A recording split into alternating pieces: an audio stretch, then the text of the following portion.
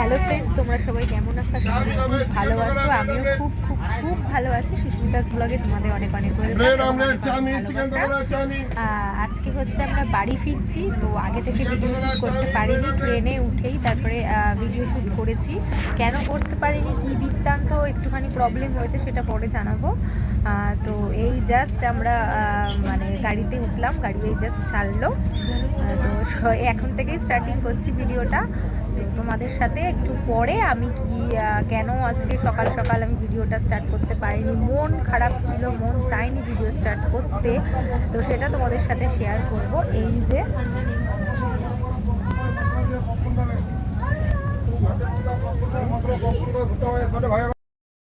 বাড়ি ফেরার আগে আমরা চলে গিয়েছিলাম আরও একবার সমুদ্রকে দেখব বলে, মানে এই যাত্রায় শেষবারের মতো সমুদ্রকে দেখব বলে কিন্তু আমরা বেরিয়ে পড়েছিলাম। যে বাড়ি তো চলেই যাব, আবার তো দৈনন্দিন জীবনে আমাদের ফিরেই আসতে হবে, তো একটু যদি সমুদ্রকে আরও একবার কাছ থেকে দেখতে পাই বা ছেলেটাকে দেখাতে পারি, এই রকম আশা নিয়ে কিন্তু বাড়ি ফেরার আগের মুহূর্ত মানে ওই 8:30 9টার দিকে কিন্তু আমরা একবার সি বিচে চলে গিয়েছিলাম। তো দেখো সকালবেলা সি বিচটা কিন্তু পুরো অন্যরকম, কারণ এই টাইমে কিন্তু আমরা সি বিচে যাইনি। আমরা যখন গেছি একটু বেলার দিকে, দুপুরের দিকে বা সন্ধ্যের দিকে, কিন্তু এই সকালে 8:30 9টার দিকে কিন্তু আমরা সি বিচে কখনো যাইনি। তো 8:30 9টার সময় যখন সি বিচে গেলাম তখন দেখলাম কিন্তু তার ভিউটা পুরো অন্য রকম। ব্যাপারটা কি বলো তো, একটা জিনিস বুঝেছি, সমুদ্র কিন্তু আলাদা আলাদা রকমের ভিউ দেয়। মানে দুপুরের দিকে একরকম তোমার আনন্দ লাগবে দেখে, একরকম ভিউ হবে, আবার সন্ধ্যের দিকে অন্য একরকম, তেমন সকালের দিকে কিন্তু অন্যরকম একটা ভিউ, মানে আলাদা আলাদা রকম লাগে আর কি গেলে। ভীষণ ভালো লাগে। আমি যখন সকালে গেছিলাম 8:30 9টার দিকে, সমুদ্রে পুরো রোদটা পড়ছিল, ঝলমল করছিল সমুদ্রের জলটা রোদের আলোতে। তো এইটা হচ্ছে আলাদা একটা অনুভূতি। বিভিন্ন টাইমে বিভিন্ন রকমভাবে ফিল হয় সমুদ্রটাকে। তো সকালবেলা কিন্তু ভীষণ ভীষণ ভালো লেগেছে আমার, এই টাইমে পুরো অন্য রকম লেগেছে। তো আমাদের মতো আরও অনেকেই সমুদ্রে গেছিলো, তোমরা দেখতেই পাচ্ছ। তারপর মাছ ধরা হচ্ছিল দূরে, সেটাও কিছুক্ষণ দাঁড়িয়ে দাঁড়িয়ে দেখলাম। কেউ কেউ পা ভেজাচ্ছে, কেউ কেউ স্নান করছে 8:30 9টার সময়।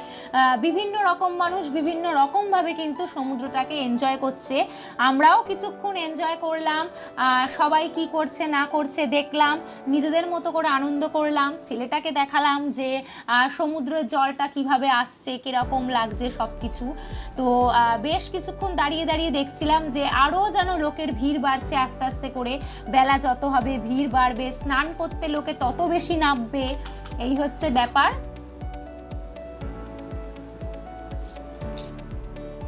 এই দেখো কেউ ঝিনুক কুড়াতে ব্যস্ত, কেউ মাছ ধরছে, আবার কেউ কেউ মাছ ধরা দেখতে ব্যস্ত। বিভিন্ন লোকে কিন্তু বিভিন্ন রকম অ্যাক্টিভিটির মধ্যে ব্যস্ত রয়েছে। বাচ্চাদের গাড়ি রয়েছে, বাচ্চারা যে গাড়িগুলো অ্যাক্টিভিটি যেগুলো চড়ছিল, যেগুলো পার দিয়ে যাচ্ছিল আর কি, সেই গাড়িগুলো রয়েছে। অনেক বাচ্চা চড়ছেও গাড়িতে। তো ছেলে তো প্রথম দিন থেকেই গাড়ি চড়াটা দেখছিল মন দিয়ে, কিন্তু এতটাই ছোট যে ও চড়তে পারেনি, বা আমরা তো চড়াতে সাহস পাবোও না। তো এই ছিল হচ্ছে সমুদ্রের ভেতরের ভিউ বলতে পারো। এবার এখন যেটা দেখছো সেটা হচ্ছে সমুদ্রের বাইরের ভিউ। চারপাশটা এরকম দোকানপাট, বিভিন্ন রকমের দোকান ছিল। এখানে চায়ের দোকান, আমরা একটু দাঁড়িয়ে, যেহেতু সকালে তাড়াহুড়ায় চা খাইনি, একটু চা খেয়ে নিয়েছিলাম দাঁড়িয়ে, বা কিছু জিনিসপত্র কেনাকাটি করে সমুদ্রের পাড় থেকে কিন্তু আমরা চলে এসেছি হোটেলে। এটা হচ্ছে হোটেলের রেস্টুরেন্ট। আমরা বলেছিলাম যে আমাদের যে হোটেল ছিল সেই হোটেলে কিন্তু রেস্টুরেন্ট ছিল, তো এটাই সেই হোটেলের রেস্টুরেন্ট। এবং এই জায়গাটা হচ্ছে রিসেপশন। হোটেলের রিসেপশন কিন্তু এইখানেই, সব ফর্মালিটিস কিন্তু এইখানেই করা হয়। দেখো এইটা হচ্ছে পুরো রান্নার, মানে একদিকে রিসেপশন, একদিকে হচ্ছে রেস্টুরেন্ট, মানে এক জায়গা থেকে আর এক জায়গা দেখাই যায়। আর কি সুন্দরভাবে সাজানো গোছানো দেখো সবটা, যে তোমার গেলেই এমনি মন ভালো হয়ে যাবে পরিবেশটা দেখে, এতটা সুন্দর মানে গোছানো পরিবেশ আর কি। আর এই হচ্ছে আমাদের এন্ট্রি বা এক্সিট গেট যেটা হোটেলের, সেটা হচ্ছে এটা। আর পুরো ভাবে তোমাদেরকে হোটেলটা আরও একবার দেখিয়ে দিলাম বিদায় নেওয়ার আগে, যে দ্য পিকুস প্যারাডাইস এই ছিল আমাদের হোটেল, এবং খুবই ভালো, পয় পরিষ্কার, ব্যবস্থা ভালো, সবার ব্যবহার খুব ভালো। আমার তো স্পেশালি খুব ভালো লেগেছে এই হোটেলটা, আমি বারবার বলছি। তো এই ছিল ফুল হোটেলটার ভিউ আর কি। এইবারে আস্তে আস্তে করে হোটেল থেকে বিদায় নিয়ে চলে এসেছি ট্রেনে, কারণ এখন বাড়ির দিকে যাত্রা করছি। হ্যাঁ, এবার কিছু আমি গল্প করব, কারণ আমি তোমাদের বলেছিলাম যে মনটা কিছুটা খারাপ। আমি প্রথম থেকে ভিডিও স্টার্ট করতে পারিনি, ট্রেন থেকে ইন্ট্রো দিতে হয়েছে। কেন হয়েছে মানে ঘুরতে গিয়ে কেন শেষ দিনে মনটা খারাপ হয়েছে সেটা তোমাদের বলবো। তোমরা হয়তো অনেকেই ভাবছো যে মনটা খারাপ, ঘুরতে গেছি, ঘুরে চলে আসছি, তার জন্য হয়তো মনটা খারাপ, বাড়ি ফিরছি বলে, কিন্তু এমনটা না। কারণ ঘুরতে গেলে যেমন ঘুরতে গেলে আনন্দ হবে, তেমনি ঘুরে ফিরেও আসতে হবে, যে যার বাড়িতে কাজকর্মের মধ্যে ঢুকতে হবে, এটাই হচ্ছে বাস্তব। তার জন্য মন একটুও খারাপ ছিল না, কিন্তু মনটা খারাপ ছিল কারণ আমরা তো মামুনি যেহেতু সেরমভাবে মানে সুস্থ নয়, অসুস্থ, তোমরা অনেকেই জানো, তা আমরা সেরমভাবে বেড়াতে যেতে পারি না। যখনই আমরা যাই আমরা কিন্তু মানে কাউকে না কাউকে রেখে যাই। মানে বলতে হয়তো খারাপ লাগছে, কিন্তু আমি না বললে তো তোমরা বুঝবে না, তাই আমি এভাবেই বলছি। আয়া সেন্টার থেকে আমরা কাউকে না কাউকে কিন্তু মানে মামুনির দায়িত্ব দিয়ে বাড়িতে রেখে যাই। তো এই রকমই আমরা যখন 3 দিনের জন্য দীঘাতে গেছিলাম, তখন কিন্তু আমরা সেন্টার থেকে একজনকে রেখে গেছিলাম। তো সব ঠিকঠাকই ছিল, মানে মিলিয়ে মিশিয়ে চলে যাচ্ছিল।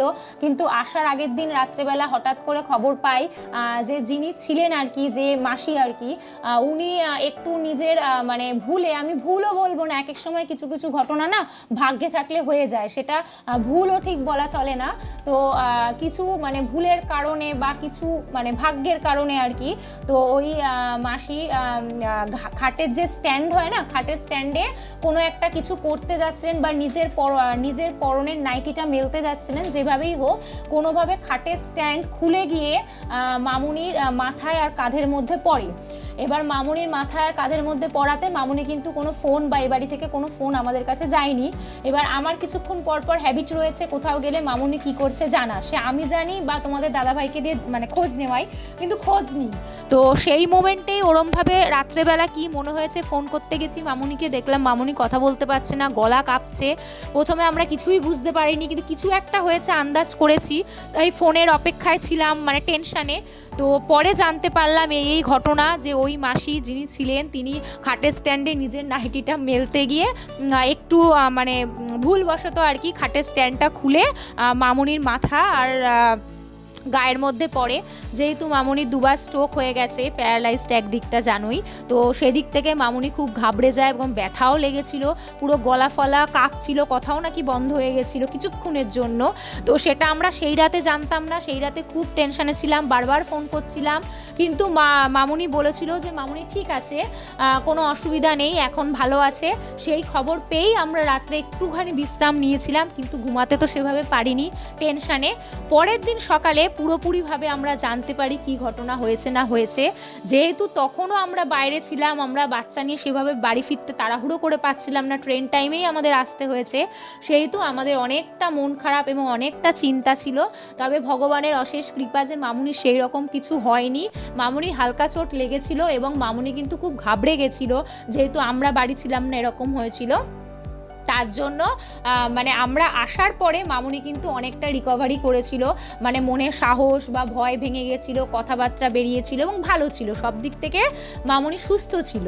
এটা হচ্ছে ভগবানের অশেষ কৃপা যে আমরা ঘুরতে গেছিলাম, একটা বড় বিপদ মামুনির ওপর দিয়ে গেছে ঠিকই, কিন্তু মামুনি কিন্তু সুস্থ ছিল, এই হচ্ছে ব্যাপার। প্রথম দিকে খুবই অসুস্থ ছিল, আস্তে আস্তে করে ঠিক হয়ে গেছে, আর আমরা আসার পর তো অবশ্যই ঠিক হয়ে গেছে। তো এটা কারোর হাতে ছিল না, এটা ভাগ্যে যেটা ছিল সেটা হবেই। তো সেটা হয়েছিল, হয়তো তারও কিছু ভুল ছিল, উনি স্ট্যান্ডে ওরমভাবে মেলতে গেছে, অসুস্থ মানুষ পেছনে স্ট্যান্ড ছিল, মানে অসুস্থ মানুষকে টপকে গিয়েই মেলতে গেছে, আর ওটা ভেঙে স্বাভাবিক মানুষটার গায়েই পড়বে। তো এই হয়েছে ব্যাপার, তার জন্যই মনটা খারাপ ছিল। দেখতে দেখতে কিন্তু আমরা প্রায় হাওড়ায় ঢুকছি, আমরা কিন্তু হাওড়ায় প্রায় পৌঁছেই গেছি। এইবারে আস্তে আস্তে করে লাগেজ নামানোর পালা, আস্তে আস্তে করে সবাই তো লাগেজ নিয়ে দরজায় দাঁড়িয়ে থাকে নামার জন্য, এবং সব সিস্টেম বাই সিস্টেমভাবে কিন্তু ট্রেন থেকে নামতে হয়েছিল, যেহেতু ছোট বাচ্চা ছিল আমাদের সাথে। এবং নিজে সেফটি থাকো এবং অন্যকে সেফটি রাখো, এটাই হচ্ছে আমাদের প্রত্যেকের উচিত, যে নিজে সাবধানে থাকবো এবং অন্যকে সাবধানে রাখবো, আমার জন্য আর কারোর যেন ক্ষতি না হয়, সেটা কখনো না হয়, সেটা দেখা হচ্ছে আমাদের প্রধান দায়িত্ব। এবার আমরা বেরিয়ে পড়েছি পড়েছিলাম হাওড়ার বাইরে, মানে আমরা স্টেশনে নেমে প্ল্যাটফর্ম থেকে হেঁটে লাগেজ নিয়ে বেরিয়ে গেছিলাম এবং এখনও রয়েছি হাওড়া স্টেশনের বাইরে।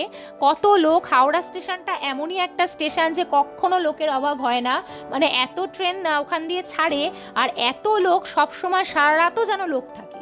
মানে আমি এমনও দেখেছি হোনলাইট লোক গিজগিজ করছে, এই ছিল প্রচুর লোক। এবার আস্তে আস্তে করে আমরা গাড়ি বুক করে নিয়েছিলাম, গাড়ি বুক করে কিন্তু আমরা হাওড়া স্টেশন থেকে বেরিয়ে পড়েছি এবং বাড়ির উদ্দেশ্যে। এবং তখনও আমার চোখে জল ছিল, আমি কেঁদেই ফেলেছিলাম। তোমাদের দাদাভাই বোঝাচ্ছিল অনেক যে মামুনির জন্য আর কি, যে কেঁদো না, ঠিক আছে, ঠিক হয়ে যাবে, কোনো ব্যাপার না। কিন্তু তারপরও আর কি টেনশানে যা হয়, মানে মুখ চোখ দেখতেই পাচ্ছ আমার কেমন হয়ে গেছে শুকিয়ে, কেঁদেও ফেলেছিলাম। তারপরে মামুনির সাথে আমি অনেকবার কথা বলেছি, মামুনি বলছে আমি ঠিক আছি ঠিক আছি, তাই গিয়ে একটুখানি যেন বুকে বল এসেছে এরম ব্যাপার। তো মানে অনেক টেনশন নিয়ে তখনও আমরা বাড়ি ফিরছি, যে গিয়ে কি অবস্থায় মামুনিকে দেখবো, কি হয়েছে, মানে এইগুলো একটা মাথার মধ্যে ঘুরছিল। তাই যখন আমি ফিরছি তখনও অনেক চিন্তা নিয়ে নিয়ে ফিরছি।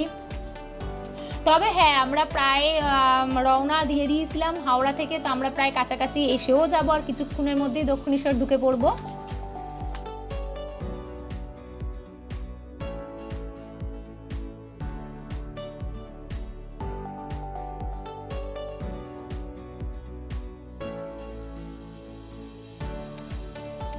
আমরা বাড়ির কাছাকাছি প্রায় এসেই পড়েছি।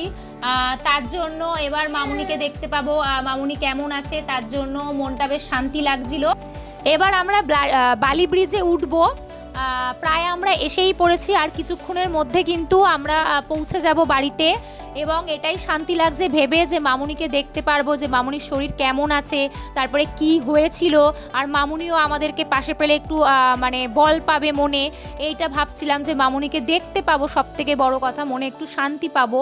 তা এই কথা ভেবেই কিন্তু আমরা এখন বালি ব্রিজের ওপর দিয়ে যাচ্ছি।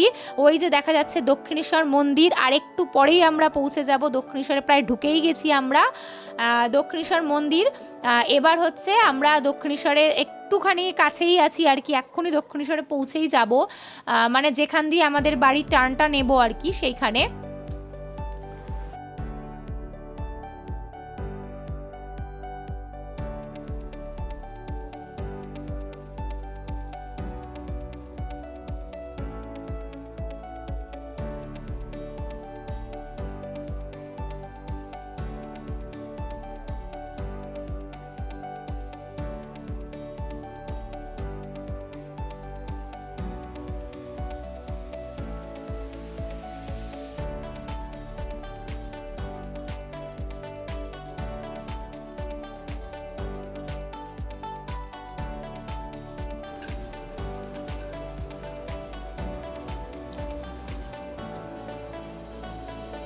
আমাদের দীঘা ট্যুরটা বেশ ভালোই ছিল, খারাপ ছিল না। তবে লাস্টের দিনে এই যে মামুনির যে ঘটনাটা ঘটেছে, এটার জন্য মনটা খুব খারাপ ছিল। তবে সব ঠিকঠাক ছিল বলে একটুখানি যেন মানে মনটা মানে একটু হলেও যেন ঠিক ছিল বলে, স্বাভাবিক ছিল সব কিছু। তারপরে মামুনিকে কথা বললাম, ঠিক আছে এখন গিয়ে দেখবো, সেই সবের মাঝখান দিয়ে কিন্তু ভালো লাগছে এবং ঘুরেছি ঠিকঠাকই, কিন্তু ওই একটু লাস্টেই একটুখানি সমস্যা হয়ে গিয়েছিল। তো এবার আমরা প্রায় ঢুকেই গেছি, ভালো খারাপ মিলিয়েই ট্যুরটা করলাম। সব কিছুরই ভালো খারাপ দুদিক হয়, তাই এটারও তাই ছিল। মন খারাপ নিয়েও ঘুরেছি ঠিকঠাক, চলো সবই মানিয়ে নিতে হবে। তো চলো আজকের মতো এখানেই টাটা, দেখা হচ্ছে নতুন আর একটা ব্লগে, টাটা।